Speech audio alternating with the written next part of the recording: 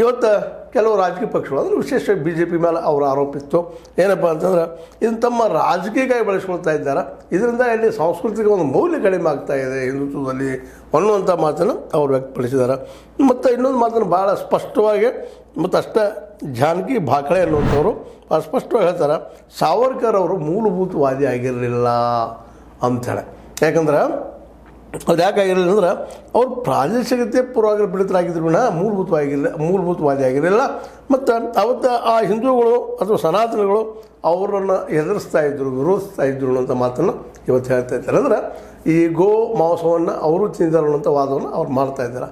ಏನಾದರೂ ಇರಲಿ, ಇವತ್ತಿನ ಸಾವರ್ಕರ್ ಬಗ್ಗೆ ಆಗಿರ್ಬೋದು ಅಥವಾ ಹಿಂದೆ ಸಾವರ್ಕರ್ ಬಗ್ಗೆ ಆಗಿರ್ಬೋದು ಅಥವಾ ಇದರ ಹಿಂದಿನ ಅನೇಕ ಘಟನೆಗಳ ಬಗ್ಗೆ ಆಗಿರ್ಬೋದು ಭಾಳಷ್ಟು ಬೇರೆ ಬೇರೆ ಮುಖಗಳ ಚರ್ಚೆ ಇಲ್ಲಿ ಆಗ್ಯದ.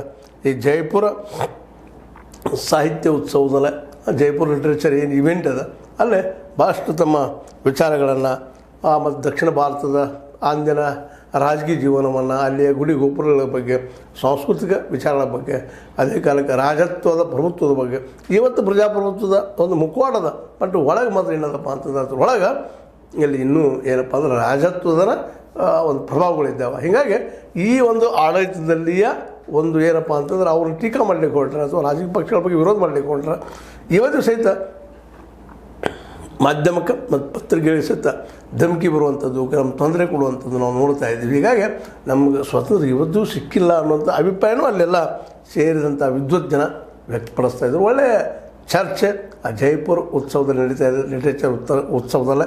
ಮತ್ತು ಇದೊಂದು ನಿಜವಾಗಿಯೂ ಈ ಕಾರ್ಯಕ್ರಮ ವರ್ಷಕ್ಕೊಮ್ಮೆ ನಡೆದು ನಿಜವಾಗಿ ಎಲ್ಲರಿಗೂ ಒಂದು ಹೊಸ ಹೊಸ ಚಿಂತನೆಗಳನ್ನ, ಹೊಸ ಮಾರ್ಗಗಳನ್ನು ತೋರಿಸುವಂಥದ್ದಾಗಿದೆ. ಅದಕ್ಕಾಗಿ ಈ ಉತ್ಸವದಲ್ಲೇ ಮೊದಲಿಗಿಂತಲೂ ಹೆಚ್ಚಿಗೆ ಜನ ಬಂದು ಕೇಳ್ತಾ ಇದ್ದಾರೆ, ನೋಡ್ತಾ ಇದ್ದಾರೆ, ಏನಪ್ಪ ಇದು ಜೈಪುರದ ಏನು ಮಾತಾಡ್ತಾ ಇದ್ದಾರೆ ಅಂತೇಳಿ. ಅದಕ್ಕೆ ತಕ್ಕಂಗೆ ಅಲ್ಲಿ ಒಳ್ಳೆಯ ವಿದ್ವತ್ತಿದ್ದಂಥ ಜನ ಅವರು ತಮ್ಮ ವಿಚಾರಗಳನ್ನು ಭಾಳ ಸ್ಪಷ್ಟವಾಗಿ ಹೇಳ್ತಾ ಇದ್ದಾರೆ. ಅದರಲ್ಲೂ ಬೇರೆ ಬೇರೆ ದೇಶದಿಂದ ಬಂದಂಥ ಫ್ರಾನ್ಸಿಸ್